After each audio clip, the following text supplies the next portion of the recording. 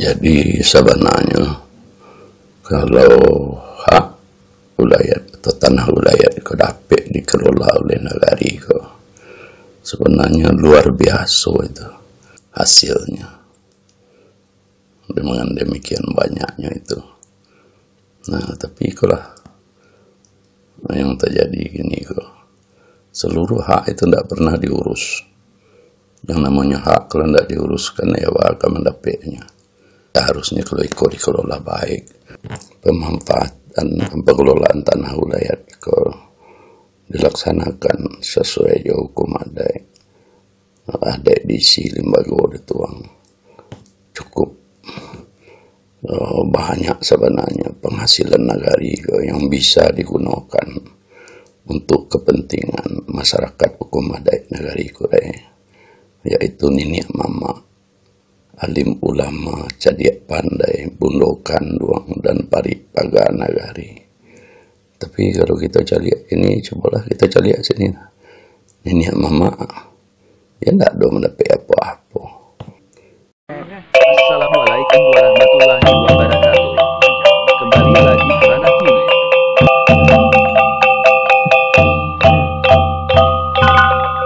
Kemungkinan apa yang dipaparkan di video ini tidak jauh berbeda dengan yang dialami nagari-nagari lain di alam Minangkabau. Semoga lembaga yang telah ada secara turun-temurun dan diwariskan nenek moyang orang Minangkabau mampu memberikan solusi atau jawaban pasti. Bagaimana sebetulnya kekayaan tradisional atau hak ulayat nagari benar-benar bermanfaat dan mampu mensejahterakan anak kemenakan hingga akhir zaman? Tentunya sebagaimana yang dicita-citakan nenek moyang kita terdahulu. Nagari kita kurang 5 jorong ke luasnya hanya 25 km persegi. Semakin lama penduduk tambah banyak, apalagi dengan kedatangan orang-orang tua.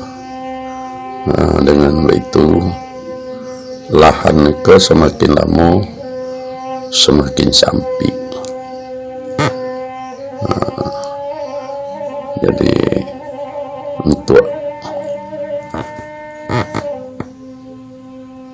selanjutnya kita lah perlu berpikir bersama caranya peninggalan nenek moyang yang diwariskan kepada kita, terutama mengenai tanah wilayah.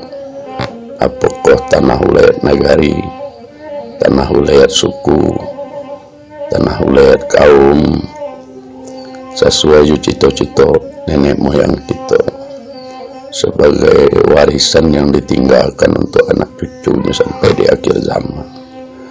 Bagaimana cara menjaga memeliharanya supaya cita-cita nenek moyang untuk anak cucunya sampai di akhir zaman dapat terlaksana dengan baik. Bagaimanapun pelaksanaannya tentu menjadi tanggung jawab kita dan bersama yang ada kini kok. Kalau dicaliak pulau tanah wilayah kita kok di negari Kurai kok tidak bisa dijadikan tambang serupa negari-negari lain. Tidak ada laidah hutan dan terdiri dari bukit-bukit. Jadi lahan-lahan yang bisa digunakan untuk perumahan, untuk kegiatan lain, tentu semakin lama semakin sempit. Nah, kalau kita tidak berusaha mengatur bahwa pemanfaatan tanah wilayah ke lama kelamaan dah dikuasai orang luar sedunia, ahli anak cucu kita di kemudian hari itu yang perlu kita pikirkan bersama. Kini kok bahas selanjutnya mengenai hak wilayah kita kok. Nah, itulah yang kita bahas selanjutnya. Sebelum membahas masalah hak wilayah atau tanah wilayah negari Kurai, kita perhatikan dulu, kita pelajari dulu dasar hukum daripada hak wilayah yang sudah diatur oleh negara atau pemerintah. Di mana pertama kalau kita perhatikan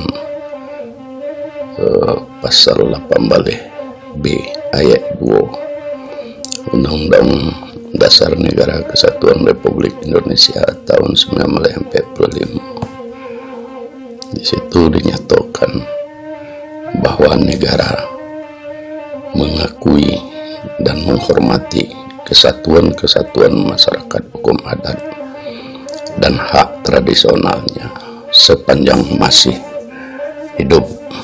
Nah, dari ketentuan pasal 18B dapat kita pahami bahwa kesatuan masyarakat hukum adat yang dimaksud itu termasuklah kesatuan masyarakat hukum adat Nagari Kurai itu. Dan kemudian apa yang dikatakan hak tradisional, ya antara lain hak tradisional itu adalah mengenai hak wilayah atau tanah wilayah. Nah, dengan demikian dapat kita pahami bahwa kesatuan masyarakat hukum adat Nagari Kurai dan hak tradisionalnya diakui dan dihormati oleh negara berdasarkan konstitusi. Yang kedua, kita perhatikan di Undang-Undang nomor 5 tahun 1960 tentang pokok-pokok hukum agraria. Dalam undang-undang itu pada pasal 3 itu dijelaskan, diatur bahwa negara mengakui hak wilayah. Jadi hak wilayah itu diakui oleh negara.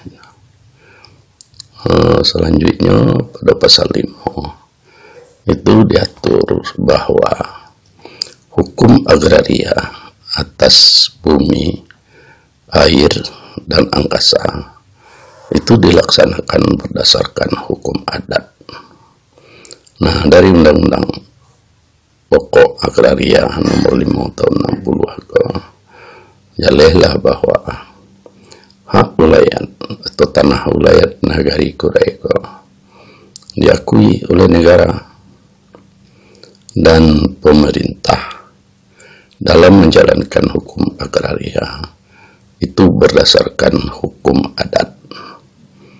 Nah, tentu hukum adat yang berlaku di negara kita adalah hukum adat Minangkabau dan aturan adat Selingkah Nagari. Nah, itulah negara sebenarnya menjamin hak wilayah atau tanah wilayah Nagari. Yang ketiga, Peraturan Daerah Provinsi Sumatera Barat nomor 6 tahun 2008 tentang tanah wilayah dan pemanfaatannya. Nah, dalam perda pun telah diatur tujuannya untuk mengembalikan fungsi tanah wilayah itu untuk kesejahteraan masyarakat hukum adat itu sendiri. Nah, di situ juga sudah diatur apa itu tanah wilayah nagari, tanah wilayah suku, tanah wilayah kaum, ya, sebagai tanah cadangan gitu. Jadi kalau tanah wilayah itu digunakan oleh pemerintah atau digunakan oleh perusahaan atau badan usaha atau perseorangan, nah itu ada pula aturannya, cuma diatur di situ tuh dengan cara kerjasama atau bagi hasil dengan cara adek diisi limbago dituang. Jadi ketiga aturan diate sebenarnya lah mengatur sejarah jaleh tentang tanah ulayat di negari-negari, termasuk negari Kurai. Nah, kalau kita pelajari selama sebenarnya kita sendiri yang tidak memahami. Pertama, hukum adat Minangkabau dan aturan adat Selingkah Negari. Yang kedua, kita juga tidak mempelajari dan memahami konstitusi negara kita sendiri. Yang ketiga, kita juga tidak memahami tentang hukum agraria dan peraturan daerah Provinsi Sumatera Barat nomor 6 tahun 2008 yang mengatur tentang tanah ulayat dan pemanfaatannya. Nah, kalau ke tiga aturan di AT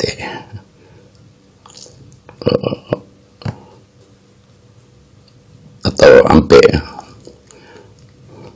mulai dari hukum adat, konstitusi, undang-undang pokok agraria, kemudian peraturan daerah Provinsi Sumatera Barat nomor 6 tahun 2008, sebenarnya mengenai hak ulayat. Kalau seharusnya dari dulu lah dapat fungsinya itu dikembalikan sesuai dengan aturan hukum itu sendiri. Tapi kalau kita cari gini, hak ulayat kena dikuasai oleh negara Kurai. Mahanya pemanfaatan ulayat, hak ulayat itu, tanah ulayat itu yang dapat dimanfaatkan untuk kepentingan nagari dan anak kemenakan kita sendiri. Itu. Jadi itulah menjadi bahan renungan kita, kajian kita untuk selanjutnya, agar fungsi tanah ulayat dapat dikembalikan untuk kemakmuran masyarakat hukum adat negari Kurai. Selanjutnya mengenai tanah ulayat negari Kurai yang selama nah dipakai oleh Belanda dan Jepang sampai kini dipakai oleh pemerintah, dipakai oleh badan usaha atau perusahaan atau perseorangan untuk berbagai kegiatan atau usaha. Kita mulai yang pertama, yaitu Awa Kuning. Nah, di Awa Kuning ada pasar tradisional, ada pertokoan, di situ juga ada terminal. Nah, itu luas lahannya itu adalah 4,3 hektar. Itu luasnya itu. Yang kedua, kalau kita cari dulu pasar. Satu, pasar bawah, pasar Bantu, pasar Hati. Nah, itu kan dua dikelola oleh pemerintah. Yang ketiga, kita lihat dulu tempat rekreasi. Pertama, kebun bunga atau kebun binatang. Yang kedua, benteng. Yang ketiga, panorama. Yang keempat, kalau kita lihat di sekeliling Labuh itu, bara banyak itu, adanya perusahaan berdiri, toko-toko, kemudian hotel-hotel. Bahkan kalau kita lihat, bara banyak tuh sekeliling benteng tuh nanti karu untuk mendirikan hotel. Kemudian sekian pulau kini dipakai oleh orang-orang Cina untuk tempat tinggalnya. Kan alun-alun kalau kita cari sekeliling bukit kebun binatang itu, mulai dari Wowo, Nah, sampai lo ke kampung Cino. Nah, itu bukan main, itu dikorek tanah ke belakang tuh, ke bagian buki itu dikorek. Nah, kini lagi jadi bangunan sebetulnya. Kau yang digerajokan situ kan dah ada keterlibatan nagari selama yang ketiga. Kemudian nang kampe kita cari loh, itu balai prajurit. Nah, balai prajurit kau menurut cerita tuh nenek kita dulu itu tahun 9 balai itu dikontrakkan atau disewakan ke Haji Tamin selama 100 tahun. Artinya disewakan dari tahun 9 balai, harusnya tahun 2005 balai kalau kan dah berakhir ke sewa atau kontraknya tuh, harusnya kau kan beliak nagari. Mulai yang kelima kita lihat di situ itu adalah jalan kereta api, bagaikan tua kereta api dan perumahan karyawan kereta api. Itu dulu asalnya kan rumah, sawah, para atau ladang yang diambil Ulando untuk jalan kereta api, yaitu tanah nagari. Nah, setelah itu tidak dipakai lagi untuk jalan kereta api, akhirnya dikuasai pula oleh PJKA.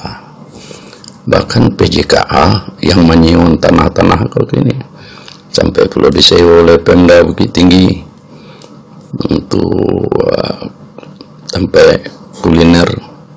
Itu pun 2 miliar setahun kalau tidak salah disewa oleh Pemda. Jadi PJKA tidak mendapat untung sanang saja di sini, dan punya tanah ke nagari itu kan. Kini tidak ada kegiatan PJKA di situ, tapi PJKA dapat berapa miliar yang dapat tiap tahun itu dibawanya ke perusahaan PJKA. Nah, harusnya dari tanah ke tanah nagari, tentu itu harus dikembalikan ke nagari. Kemudian kalau kita apa pula cek lagi, itu masalah Cimpago, sekitar Bukit Cimpago itu. Nah, itu kan dulu tanah yang diambil Ulando untuk pabrik batu tembok atau batu bata sampai mambiak kasir. Nah, itu kan tanah wilayah suku atau kaum yang ada di situ. Bara suku tuh namanya di situ. Nah, kinilah 20 pihak-pihak lain yang menyatakan itu miliknya. Lah dulu nam pejual balikan sampai ke dieksekusi. Nah, itu kan jadi masalah juga. Padahal itu tanah wilayah itu hukumnya juga ndak makan bali, ada yang ndak makan sando. Siapa kini kau nama jual, siapa kini kau membali. Itu nama jual, nama menjual membali itu ndak ada. Sepanjang yang kita tahu itu keterlibatan ini mama atau suku atau kaum yang bersangkutan, atau tahu orang dah berjual bali, siapa kini nam berjual bali kan. Nah, itu kan harus diselesaikan. Yang keenam, kalau kita cari dulu itu di Gulai Banca. Dulu Jepang di situ tuh membuat gudang peralatan, nggak ada gitu lah. Dimintanya disalangnya segala macam. Cuma di tanah itu dulu tanah wilayah kaum, ada beberapa kaum atau suku yang ada di situ. Alun dipakai atau alun dibagian ke kemanakan lagi. Jadi tanah itu masih kosong. Tahu-tahu nanti dipakai oleh Jepang cuman 1 hektar. Nah, kini sampai hektar. Itu dinyatakan tanah Pusido. Tanah punya Jepang. Dari mana punya Jepang ada di negara Kurai. Lajaleh itu tanah wilayah negara Kurai. Nah, luasnya cuma 1 hektar. Lagi ini disertifikatkan sampai hektar. Nah, itu kepujukan masalah yang harus segera diselesaikan. Termasuk yang ke-7 itu gudang amunisi TNI. Nah, dulu pun dipinjam oleh Jepang 7.000 meter persegi atau 1,7 hektar itu untuk gudang amunisinya. Nah, kalau kita lihat kini kok dipakai oleh TNI, malah sekali liang itu bahkan di sebarang jalan tuh lah ditaruh di ataan Pulau Pancang milik TNI Angkatan Darat Kodam 1 Bukit Barisan. Itu kan tidak pernah dijual diapo ke pemerintah. Nah, sampai kini pun permasalahan kok alun selesai ya antara pihak-pihak nama makai Jonagari. Boleh kalau kita lihat di atas pabidian itu, kalau menurut ini awak dulu itu tuh sampai ke atas itu luasnya lebih kurang itu tuh ada 7 hektar.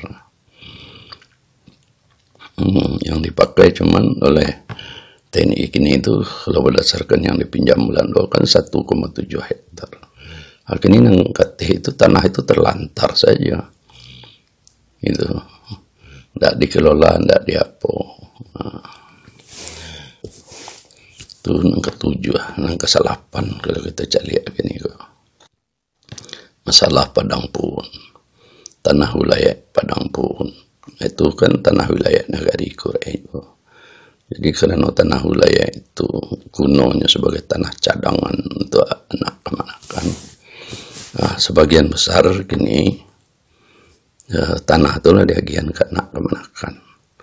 Nah, kalau nala diagian ke anak kemanakan, itu kan bukan tanah wilayah. Nah, tanah wilayah tanah di Padang Pun itu artinya tanah yang masih kosong, alun diagian ke anak kemanakan. Nah, itu pun kini tidak tahu urus dengan baik. Bahkan di ujung Padang Pun itu dulu sampai membuangan sarok di Pemda Bukit Tinggi. Nah, tapi karena mungkin ada permasalahan ya masyarakat sendiri. Dulu Pemda Bukit Tinggi itu buang sarok ke situ tuh membayar 9 miliar per tahun. Tapi dibayar 9 miliar, siapa kau narimanya?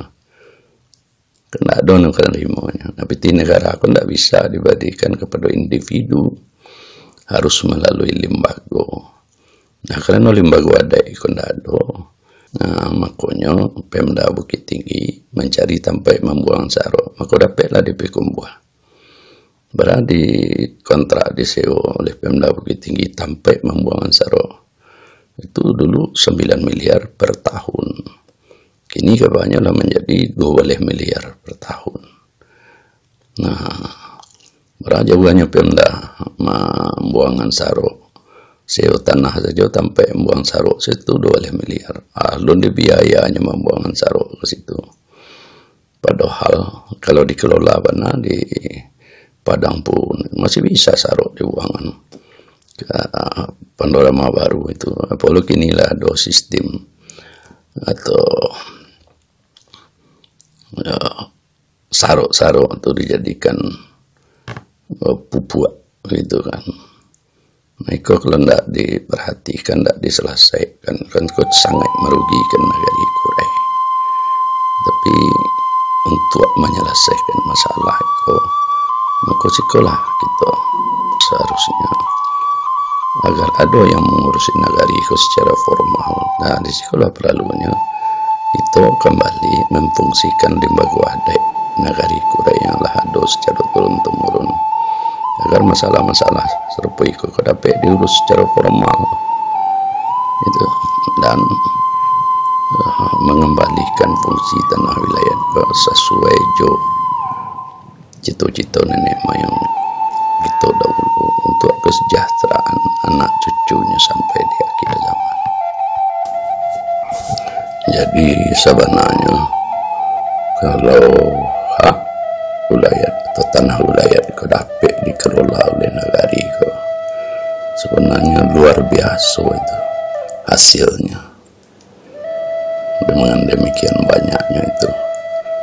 Nah, tapi kalau yang terjadi gini kok, seluruh hak itu tidak pernah diurus. Yang namanya hak kalau tidak diuruskan ya akan mendapatnya. Harusnya kalau ikut dikelola baik, pemanfaatan pengelolaan tanah wilayah itu dilaksanakan sesuai hukum adat. ada edisi lembaga dituang cukup banyak sebenarnya penghasilan nagari yang bisa digunakan untuk kepentingan masyarakat hukum adat nagari Kurai, yaitu Niniak Mama, alim ulama, cadiak pandai, bundokan duang dan pari paga nagari. Tapi kalau kita caliak ini, cobalah kita caliak sini, Niniak Mama, ya tidak ada mendapat apa-apa. Alim ulama pun serupa itu. Cadiak pandai, bundokan duang, pari paga pun itu keadaannya.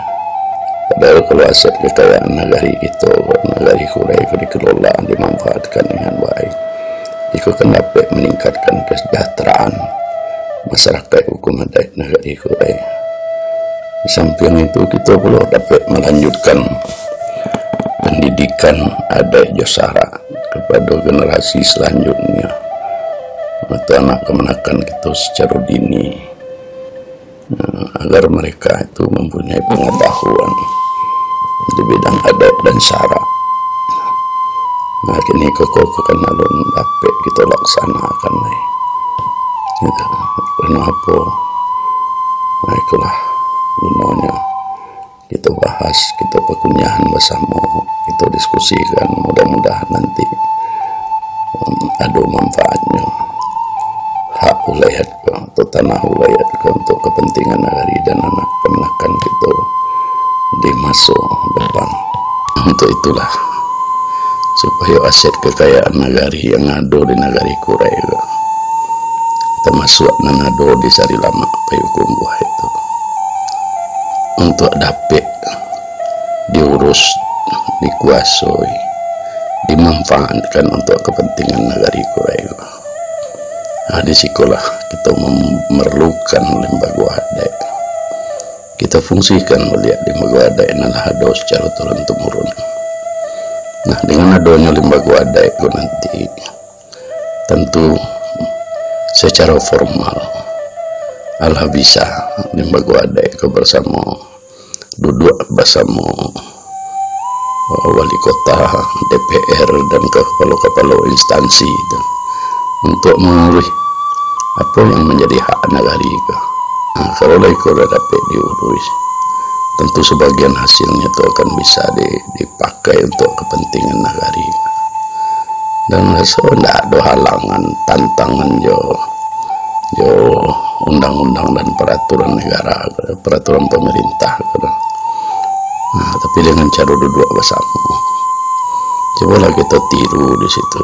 Bah di Jogja, bah di Bali, ya memang hak wilayahnya itu benar-benar dikelola dengan baik, dimanfaatkan dengan baik, sehingga hasilnya bisa membuat kesejahteraan masyarakat hukum adat yang ada di Jogja dan Bali itu.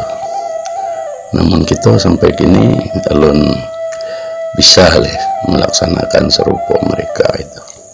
Nah, sekolah masih perlu juga kita majak dusana kita nanado di nagari Kurai untuk memikian membahas bersama, duduk bersama, nah, dikaji bahwa hukum adat, bahwa hukum negara itu apa yang harus kita laksanakan, kerjakan, nah, supaya apa hukum adat Josara ko jalan, hak-hak daripada nagari ko didapat, dan itu kerja sama jo pemerintah.